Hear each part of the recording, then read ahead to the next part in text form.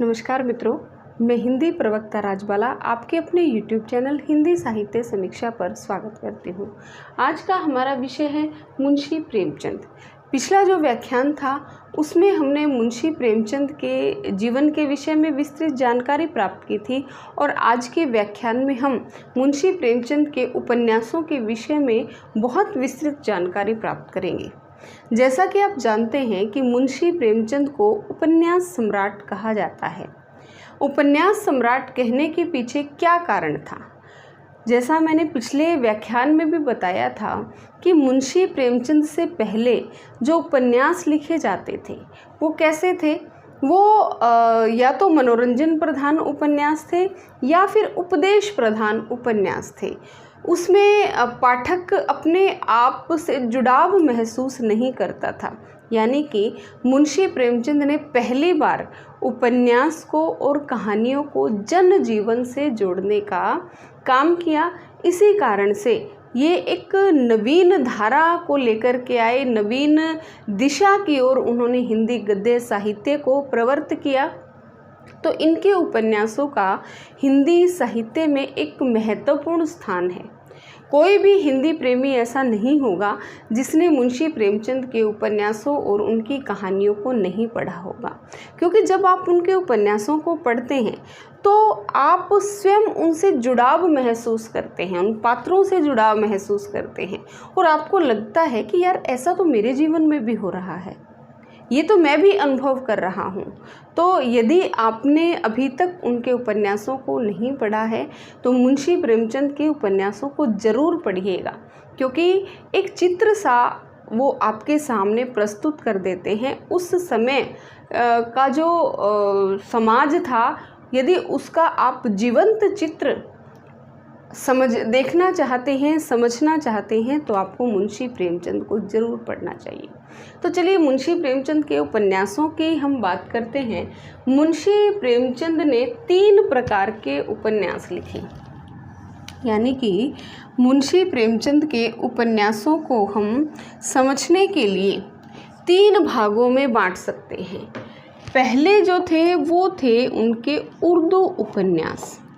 ठीक है, आप मेरे साथ साथ नोट कर सकते हैं, उर्दू उपन्यास। दूसरे प्रकार से जो उनके उपन्यास थे वो थे उर्दू से हिंदी में रूपांतरित।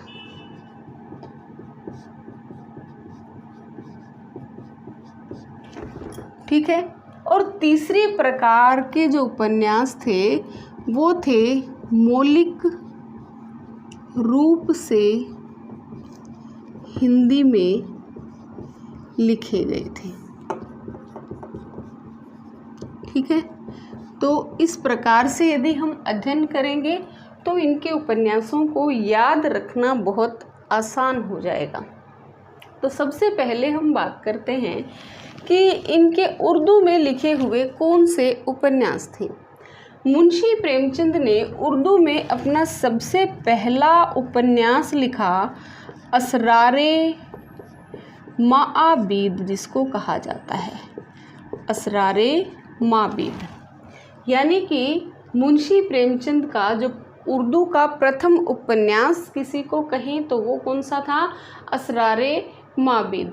असरारे माआबीद का जो हिंदी अर्थ है वो है देवस्थान रहस्य। यानी कि मंदिरों में, देव मंदिरों में किस प्रकार का दुराचार हो रहा है, किस प्रकार भ्रष्टाचार है, इस समस्या को लेकर के उन्होंने उर्दू में लिखा था असरारे माआबीद। और यह असरारे माआबीद जो है वो 1903 ईस्वी से 1905 ईस्वी तक एक पत्रिका थी, आवाज़ ए खल्क। आवाज़ ए खल्क एक पत्रिका थी। उस पत्रिका में यह जो नाटक था, उपन्यास था, ये धारावाहिक रूप में प्रकाशित हुआ। धारावाहिक रूप में ये प्रकाशित हुआ। कौन सा हुआ? असरारे माबिद। यानी कि असरारे माबिद का यदि आपसे कोई प्रकाशन वर्ष पूछे तो 1903 से 1905 तक। और कहाँ प्रकाशित हुआ? ये आवाज़े खल्क एक पत्रिका थी, उसमें यह धारावाहिक रूप में प्रकाशित हुआ। ठीक है। और असरारे माबिद का हिंदी अर्थ क्या है? हिंदी अर्थ है देव स्थान रहस्य। तो इस प्रकार से आपसे कोई भी प्रश्न पूछा जा सकता है। इसकी विशेषता क्या है कि उर्दू में लिखा और उर्दू में ही यह उपलब्ध है। प्रेमचंद ने इसका हिंदी रूपांतरण नहीं किया।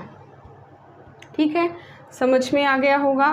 दूसरा इनका उपन्यास था जिसका नाम था रूठी रानी। क्या नाम था?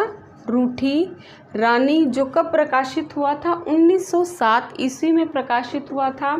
और यह प्रेमचंद का प्रथम ऐतिहासिक उपन्यास माना जाता है। यह प्रेमचंद का प्रथम ऐतिहासिक उपन्यास माना जाता है। ठीक है, ये क्या माना जाता है? रूठी रानी 1907 ईस्वी में प्रकाशित हुआ, उर्दू में लिखा गया और यह प्रेमचंद का प्रथम ऐतिहासिक उपन्यास माना जाता है। इसमें क्या है? इसमें जो राजपूत राजा मालदेव है वो अपनी रानी इबादे को मनाने का प्रयास करते हैं और इसमें राजपूतों की जो बहादुरी है उसके विषय में और उनका जो मन मुटाव है या कह लीजिए आपसी फूट और कलह का भी इसमें वर्णन किया गया है। ठीक है। तीसरा जो इनका उपन्यास था उसका नाम था किसना। ये भी कब प्रकाशित हुआ था? 1907 ईस्वी में। तो इस प्रकार से क्या है, मुंशी प्रेमचंद के 3 ऐसे उपन्यास थे जो इन्होंने उर्दू में लिखे और उर्दू में ही ये प्रकाशित हुए। मुंशी प्रेमचंद ने इनका हिंदी रूपांतरण नहीं किया। समझ में आ गया होगा। कौन कौन से उपन्यास थे? असरारे माबिद, रूठी रानी जो कब प्रकाशित हुआ? 1907 में, और किसना ये भी प्रकाशित हुआ था 1907 ईस्वी में। तो अब हम बात करते हैं कि मुंशी प्रेमचंद ने ऐसे कौन से उपन्यास लिखे जो पहले उर्दू में लिखे और फिर उर्दू से हिंदी में उन्होंने रूपांतरित किए। मुंशी प्रेमचंद की विशेषता थी या उनकी मजबूरी कह लीजिए कि वो पहले अपने उपन्यासों को फारसी में या उर्दू में लिखते थे और उसके पश्चात उसका रूपांतरण क्या है, हिंदी में करते थे। इसका कारण क्या था कि मुंशी प्रेमचंद उर्दू लिखने में जितने अधिक सहज थे उतना हिंदी लेखन में नहीं थे, तो इसी कारण से उन्हें उर्दू के बैसाखी की आवश्यकता पड़ती थी। उर्दू से हिंदी में रूपांतरित उपन्यासों को हम पहले उनका हिंदी में जो रूपांतरण हुआ, हिंदी में जो उनके नाम मिलते हैं उनको देखेंगे, फिर हम देखेंगे कि उनका प्रकाशन वर्ष क्या था, फिर हम देखेंगे उर्दू जो उनका नाम था उसके विषय में हम बात करेंगे। तो सबसे पहले हम बात करते हैं सेवा सदन की, जिसके विषय में मैंने पहले भी बताया था कि मुंशी प्रेमचंद का प्रथम प्रौढ़ उपन्यास अगर किसी को माना जाए तो वो कौन सा उपन्यास है? वो सेवा सदन है। और मुंशी प्रेमचंद जो है वो स्वयं इसे हिंदी का बेहतरीन नावल कहते हैं। आपसे ये प्रश्न पूछा जा सकता है कि मुंशी प्रेमचंद हिंदी का बेहतरीन नावल किसे मानते हैं, तो यदि आपने नहीं पढ़ा होगा तो स्वाभाविक सी बात है कि आप गोदान पर टिक मार्क लगाकर आएंगे, परंतु ऐसा नहीं है। जो गोदान है वो मुंशी प्रेमचंद के जीवन का सर्वश्रेष्ठ और प्रौढ़ उपन्यास है। परंतु अगर ये पूछा जाए कि मुंशी प्रेमचंद ने स्वयं हिंदी का बेहतरीन नावल किसे कहा है, तो वो स्वयं उन्होंने सेवा सदन को हिंदी का बेहतरीन नावल कहा है। इस बात को आप बहुत अच्छे से ध्यान में रखिएगा, अन्यथा 1 नंबर जाने की आपकी पूरी संभावना है। ठीक है। तो सेवा सदन जिसका प्रकाशन कब हुआ? 1918 ईस्वी में। और सेवा सदन जो है इसका जो उर्दू नाम था उसका नाम था बाज़ार ए हुस्न। बाजार ए हुस्न, यानी कि मुंशी प्रेमचंद ने पहले बाजार ए हुस्न नाम से उर्दू में लिखा और फिर इसका जो प्रकाशन है वो सेवा सदन नाम से 1918 ईस्वी में करवाया। कहने का क्या अर्थ है कि बाज़ारे हुस्न उर्दू का जो उपन्यास था वो उन्होंने प्रकाशित नहीं करवाया, बल्कि स्वयं ही इसका हिंदी रूपांतरण सेवा सदन के रूप में किया और फिर इसे 1918 ईस्वी में प्रकाशित करवाया। अब सेवा सदन की कहानी क्या है? सेवा सदन जो है वो अनमेल विवाह या फिर दहेज प्रथा या खासकर इसके अंदर जो समस्या उठाई गई है वो बाजार ए हुस्न नाम से ही स्पष्ट है कि वेश्यावृत्ति की समस्या को उठाया गया है। इसमें मुंशी प्रेमचंद जो है वो वेश्याओं को गलत नहीं मानते, बल्कि वेश्यावृत्ति को गलत मानते हैं और वो कहते हैं कि यदि कोई वेश्या बनती है तो उसके लिए वो वेश्या जिम्मेदार नहीं है, बल्कि वो समाज जिम्मेदार है जिसने उसको वेश्या बनने के लिए मजबूर किया है। तो यहाँ पर एक सुमन नाम की लड़की है जो बहुत सुशील है, सुंदर है, और उसके मामा जो उमानाथ है वो पैसे के अभाव में उसका विवाह एक ऐसे व्यक्ति से कर देते हैं जो कि उम्र में भी बड़ा है और बिल्कुल भी उसके घर की जिम्मेदारी नहीं उठा पाता है। तो एक दिन लड़ झगड़ करके सुमन को घर से निकाल देता है और सुमन के पड़ोस में ही एक भोली नाम की वेश्या रहती है और सुमन देखती है कि उस भोली के घर जो है बड़े बड़े रईस आते हैं, शानो शौकत का वो जीवन व्यतीत करती है और कहीं ना कहीं उसके मन में भी वेश्या बनने का भाव या विचार मन में आता है। तो इस प्रकार से वो क्या है, एक थोड़ा बहुत उस जाल में फंस भी जाती है, परंतु धीरे उसके पश्चात मुंशी प्रेमचंद ने इस उपन्यास का जो अंत है वो आदर्शवादी ढंग से किया है। सुमन ने जो वेश्या बनने के लिए स्वयं को उस आग में झोंक रही थी, तो अंत में वही सुमन जो है वो सेवा सदन की स्थापना करके जो वेश्याओं के बच्चे हैं, जो वेश्याओं की लड़कियां हैं, उनमें उनको विभिन्न प्रकार का कौशल सिखाने का काम करती है। तो इस प्रकार से इस सेवा सदन नामक उपन्यास का अंत होता है। तो सेवा सदन उपन्यास की जो मुख्य नायिका है उसका नाम क्या है? सुमन है। अब हम बात कर लेते हैं अगला जो इनका उपन्यास है उसका नाम है वरदान, जो कब प्रकाशित हुआ था? 1921 में। और यह वरदान जो है वो जलवा ए इसार नाम से उर्दू में इन्होंने लिखा था। तो वरदान कब प्रकाशित हुआ? 1921 ईस्वी में, और पहले यह उर्दू में किस नाम से लिखा गया? जलवा ए इसार में। अब इसकी कहानी क्या है? इसमें अनमेल विवाह की समस्या को उठाया गया है और इस समस्या का समाधान जो है वो मुंशी प्रेमचंद ने आदर्शवादी ढंग से किया है। और इसका पात्र जो है एक प्रताप है लड़का, और लड़की का नाम क्या है? विरचन है। और इन दोनों की असफल प्रेम कथा को इसमें दर्शाया गया है। ठीक है, आ गया होगा समझ में।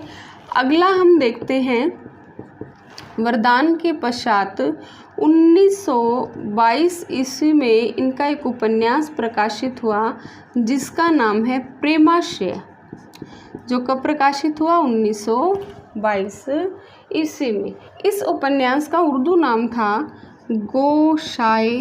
गोशाए आफियत।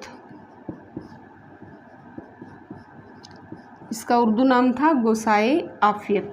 और यह जो है वो मुंशी प्रेमचंद का पहला राजनीतिक उपन्यास माना जाता है। लिख लीजिए, यह मुंशी प्रेमचंद का प्रथम राजनीतिक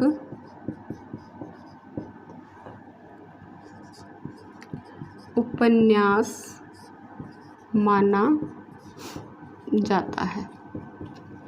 और एक बात और इसके विषय में है कि यह किसानों की समस्या पर आधारित प्रथम उपन्यास है। वैसे तो किसानों की समस्या पर आधारित जो गोदान था वो बहुत प्रसिद्ध हुआ, परंतु इससे पहले प्रेमाश्रय जो है वो लिख चुके थे किसानों की समस्या पर। यह किसानों की समस्या पर आधारित प्रथम उपन्यास है। ठीक है, लिख लिया होगा आपने। तो अभी हम बात कर रहे थे किसकी, प्रेमाश्रय की, जिसका उर्दू नाम क्या था, गोसाई आफियत। और कब प्रकाशित हुआ ये है, 1922 ईस्वी में। और इसकी क्या विशेषता है कि यह मुंशी प्रेमचंद का प्रथम राजनीतिक उपन्यास माना जाता है और यह किसानों की समस्या पर आधारित प्रथम उपन्यास है। ठीक है, अगला उपन्यास जो है जिसकी हम बात करेंगे उसका नाम है रंगभूमि। रंगभूमि जो कब प्रकाशित हुआ, 1925 ईस्वी में। और इसका जो उर्दू नाम था इसका चौगान-ए-हस्ती। ठीक है, दिखाई दे रहा होगा। उर्दू नाम क्या था इसका, चौगान-ए-हस्ती। और इस रंगभूमि का जो कलेवर है वो बहुत बड़ा है, आप लिख सकते हैं। यह एक विस्तृत उपन्यास है। विस्तृत उपन्यास है यानी कि आपसे अगर पूछा जाए कि मुंशी प्रेमचंद का कौन सा उपन्यास है जो कलेवर में बहुत बड़ा है, यानी बहुत मोटा जो उपन्यास है, वो कौन सा है, रंगभूमि, जो कब प्रकाशित हुआ था, 1925 ईस्वी में। और इसका एक महत्वपूर्ण पात्र है जिसका नाम क्या है, सूरदास, जो क्या है, अंधा है। और यह जो सूरदास है यह पूंजीवाद का बहुत ज़्यादा विरोध करता है। पूंजीवाद के विरोध स्वरूप और विभिन्न प्रकार का जो औद्योगिकरण समाज में हो रहा था उसका विरोध करते हुए मुंशी प्रेमचंद ने रंगभूमि की रचना की। इसका जो पात्र सूरदास है उसके पास जमीन है और जो औद्योगिक दृष्टि से बहुत महत्वपूर्ण है और सरकार उस पर एक बहुत बड़ी फैक्ट्री लगाना चाहती है और सूरदास को वो ज़मीन बेचने के लिए कहती है, परंतु सूरदास मानते हैं कि यदि यहाँ पर फैक्ट्री लग गई तो गांव के सारे जो लघु उद्योग धंधे हैं वो चौपट हो जाएंगे और जो गांव के जो बच्चे हैं वो विभिन्न प्रकार की बुराइयां जैसे सिगरेट पीना, शराब पीना इत्यादि सीख जाएंगे। तो जो सूरदास है वो अपनी ज़मीन को नहीं बेचता और अंत में सूरदास जो है वो क्लार्क की गोली से मारा जाता है। तो ठीक है, यह जो उपन्यास है वो किस पर आधारित है, पूंजीवादी शोषण पर और औद्योगिकरण का जो विभिन्न प्रकार की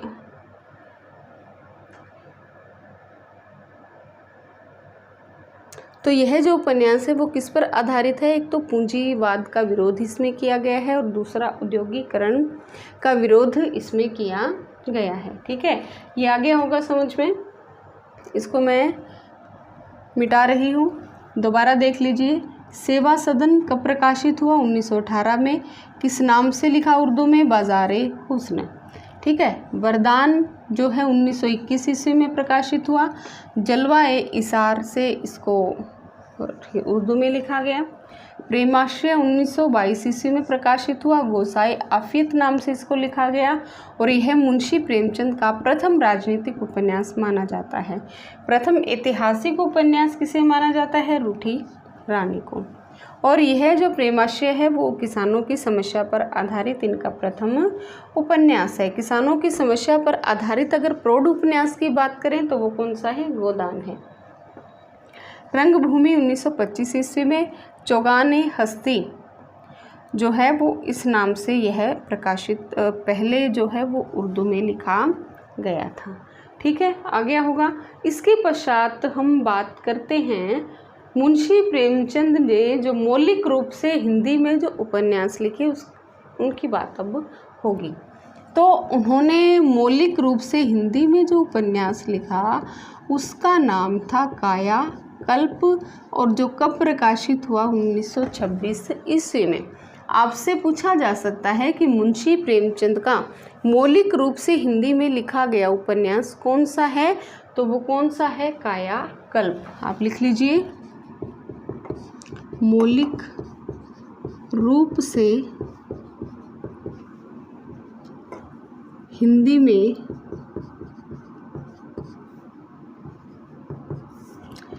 लिखा जाने वाला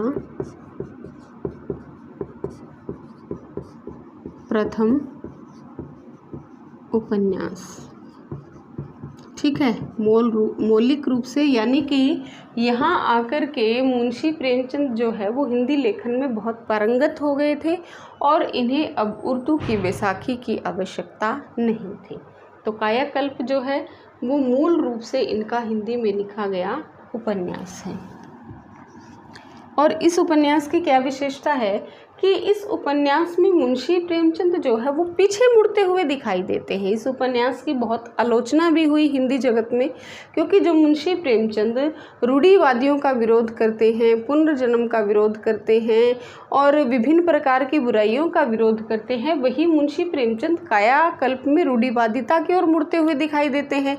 और इस कायाकल्प में वो क्या करते हैं, पुनर्जन्म की बात वो कर रहे हैं, रूढ़ियों की बात वो कर रहे हैं और एक ऐसी नारी की वो बात कर रहे हैं जिसका नाम देवप्रिया है और उसका पति बार बार जन्म लेता है, उसकी अतृप्त वासना को वो शांत नहीं कर पाता है। मतलब इस तरह की घटनाओं का इसके अंदर चित्रण किया गया है। ठीक है, दूसरा था इनका 1927 में जो लिखा था इन्होंने, उसका नाम था निर्मला, जो कब प्रकाशित हुआ 1927 ईस्वी में। निर्मला जो है वो मुंशी प्रेमचंद का प्रथम मनोवैज्ञानिक उपन्यास माना जाता है, या फिर इसे हिंदी का प्रथम मनोवैज्ञानिक उपन्यास भी कहा जा सकता है। प्रथम मनोवैज्ञानिक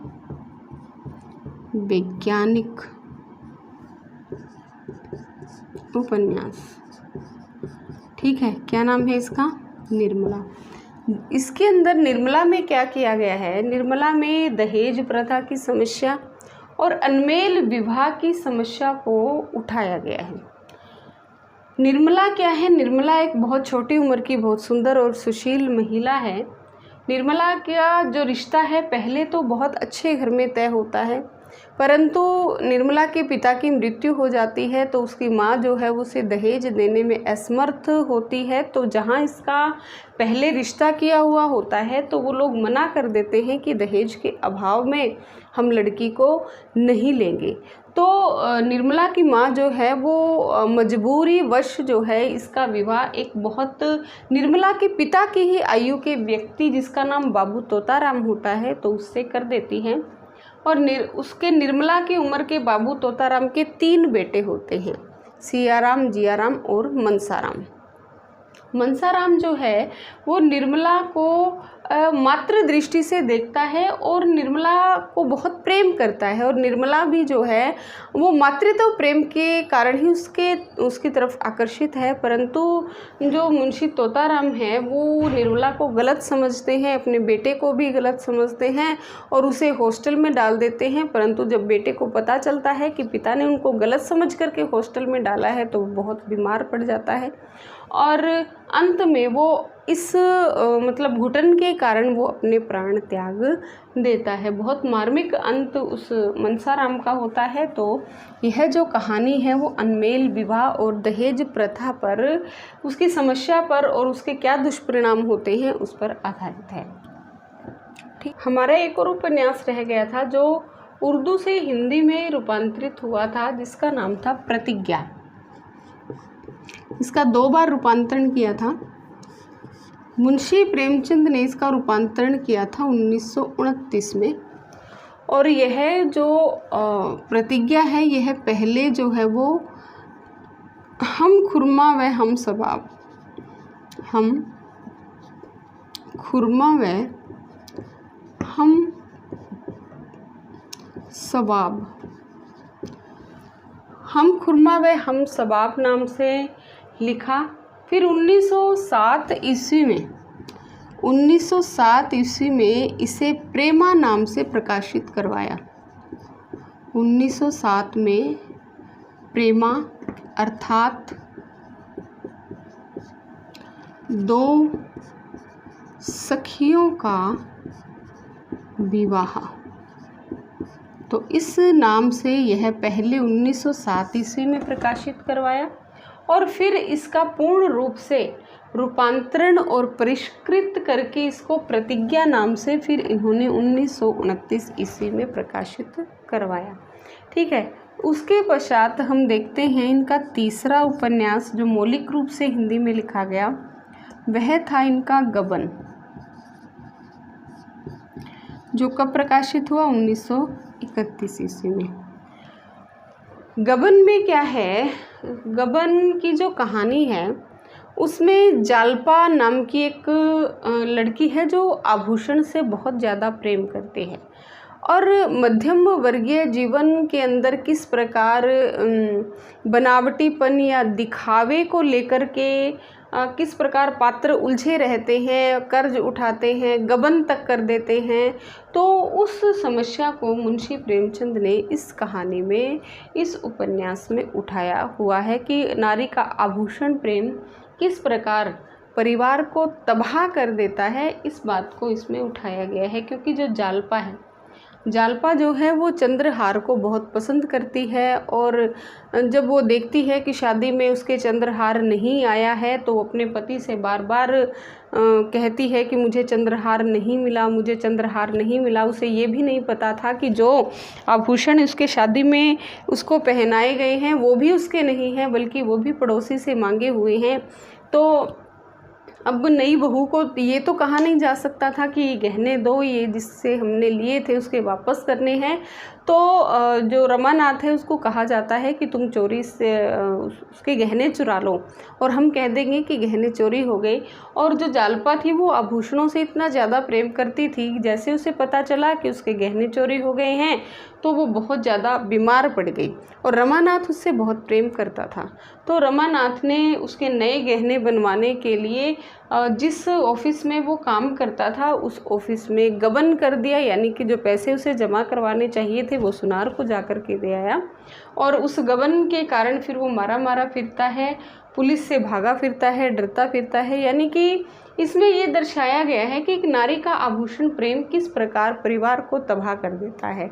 तो आभूषण प्रेम से संबंधित पुलिस किस प्रकार भ्रष्ट है, उन सब बातों से संबंधित यह उपन्यास लिखा गया है। ठीक है, उसके बाद इनका एक उपन्यास आया जिसका नाम था कर्म भूमि।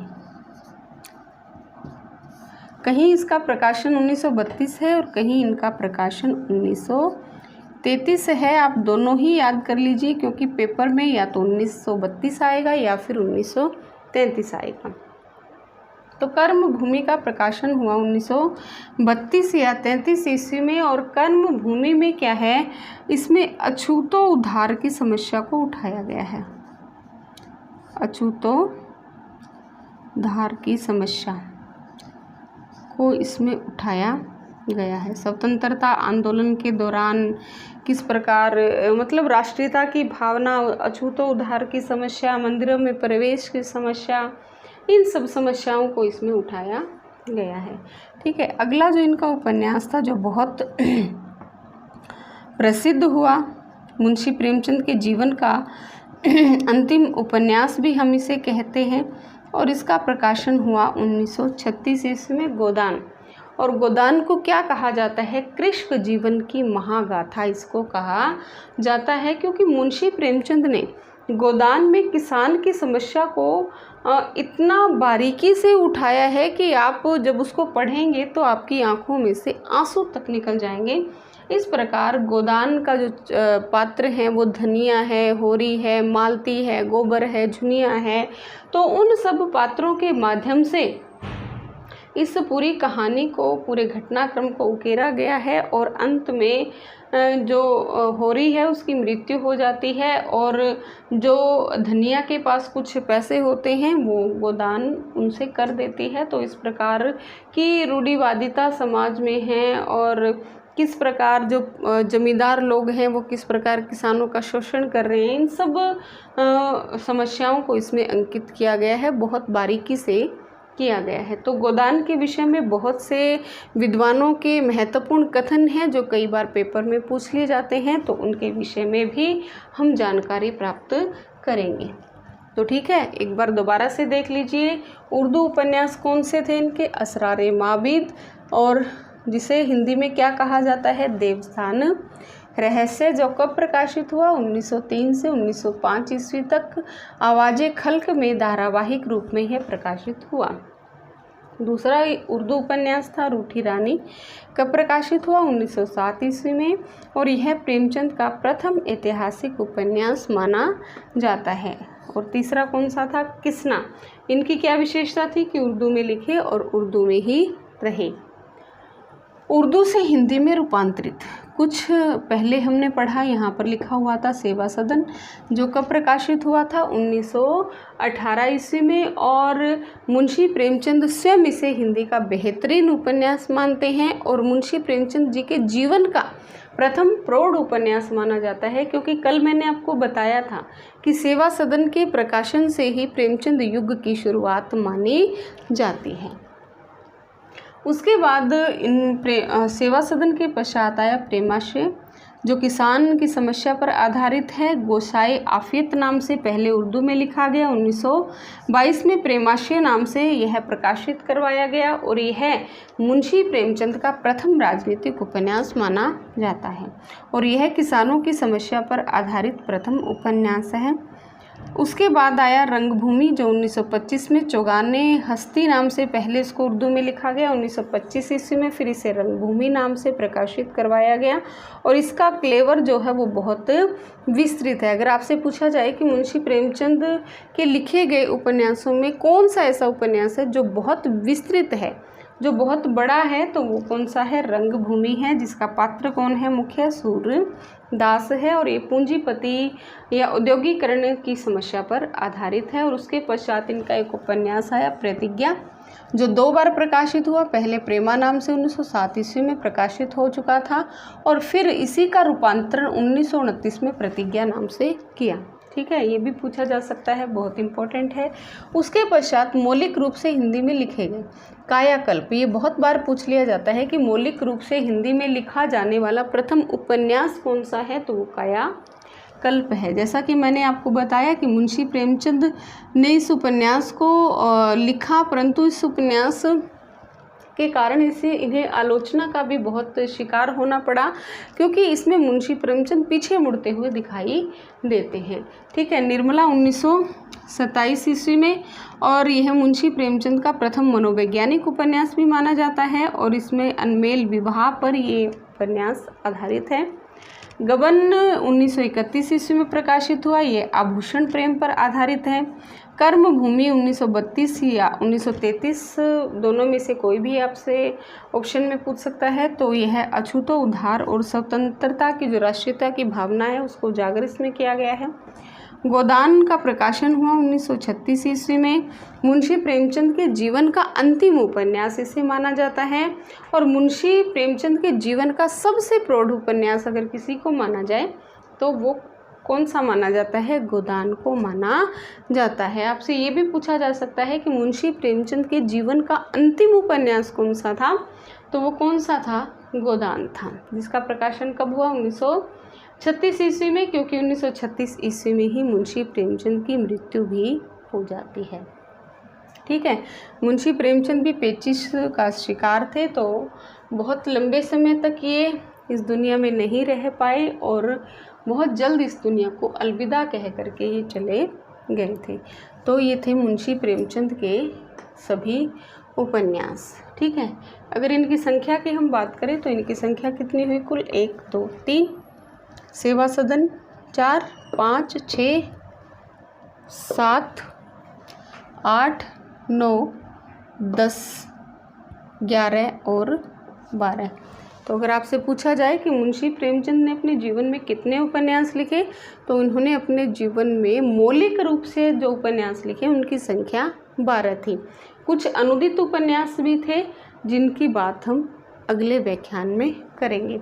तो अभी हम बात करते हैं कि गोदान को लेकर के बहुत से जो विद्वान हैं उन्होंने बहुत सी परिभाषाएं दी है। उन परिभाषाओं को हम देख लेते हैं, क्योंकि काफ़ी बार वो परिभाषाएं जो है वो पेपर में पूछ ली जाती है कि ये बात गोदान को लेकर किसने कही। तो 3-4 जो महत्वपूर्ण परिभाषाएं हैं उनको हम देख लेते हैं आज के व्याख्यान में, ठीक है।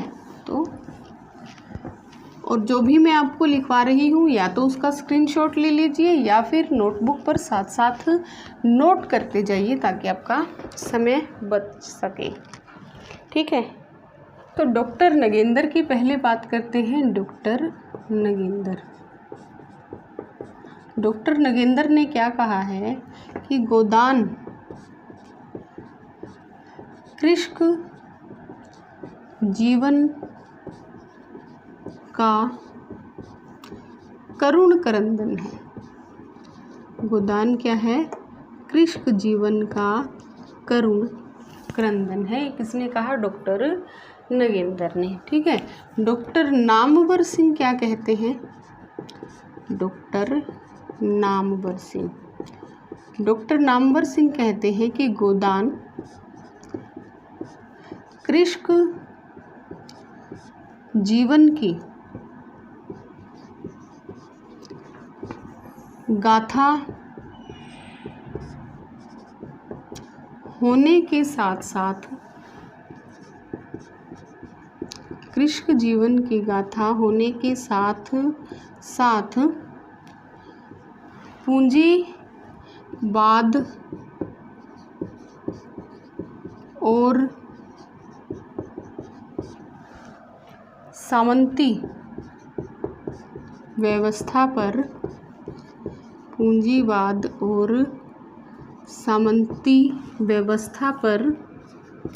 जोरदार प्रहार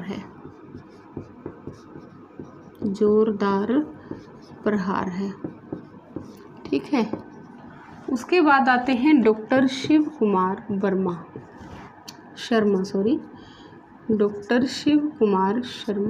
डॉक्टर लिख लीजिए, डॉक्टर शिव कुमार शर्मा।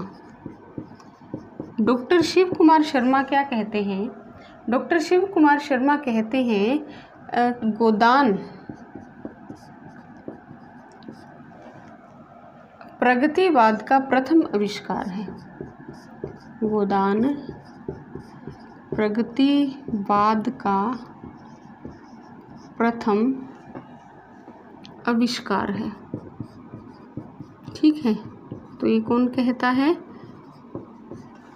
डॉक्टर शिव कुमार शर्मा। चौथे नंबर पर देखिए डॉक्टर बच्चन सिंह। डॉक्टर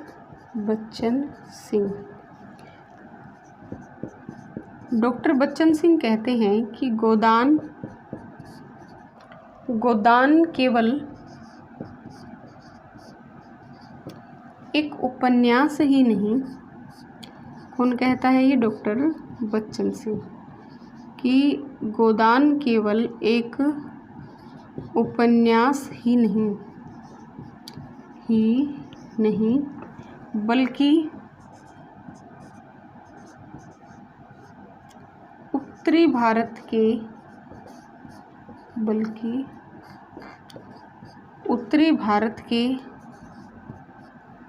जीवन की जीवंत गाथा है।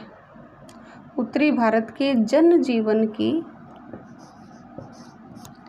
जीवंत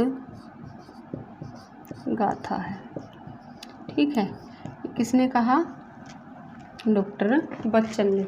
तो नोट कर लीजिए, ये सभी कोटेशन जो है वो बहुत महत्वपूर्ण है, काफ़ी बार परीक्षा में पूछ ली जाती है। डॉक्टर नगेंद्र ने क्या कहा?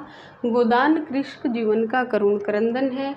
डॉक्टर नामवर सिंह लिखते हैं कि गोदान कृष्ण जीवन की गाथा होने के साथ साथ पूंजीवाद और सामंती व्यवस्था पर जोरदार प्रहार है। डॉक्टर शिव कुमार शर्मा लिखते हैं कि गोदान प्रगतिवाद का प्रथम आविष्कार है।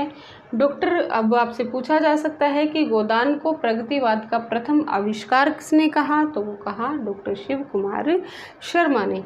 अब पूछा जा सकता है कि गोदान को उत्तरी भारत के जीवन की जीवंत गाथा किसने कहा, तो वो किसने कहा, डॉक्टर बच्चन सिंह ने। तो इस प्रकार से ये प्रश्न बन सकते हैं, तो बहुत सावधानी से और बहुत अच्छे से इनको याद कीजिएगा।